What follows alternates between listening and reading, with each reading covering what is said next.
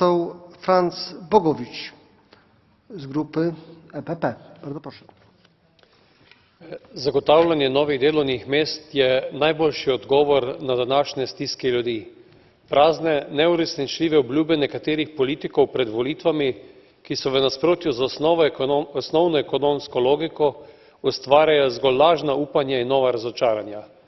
Junckerjev investicijski sklad, ki je v nastajanju, proaktivnejša monetarna politika Evropske centralne banke, danes predstavljen paket energetske unije so rešitve, ki so oprijemljive, konkretne in dajejo upanje, da se bo v Evropi končno zgodil močnejši investicijski ciklus.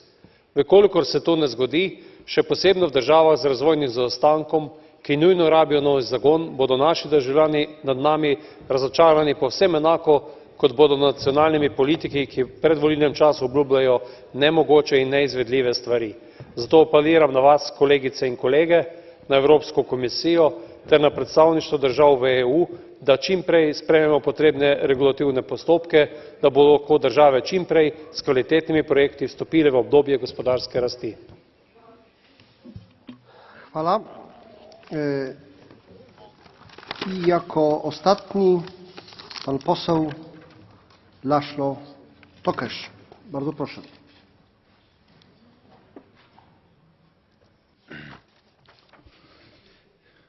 Tisztelt elnök úr! A kommunizmus áldozatainak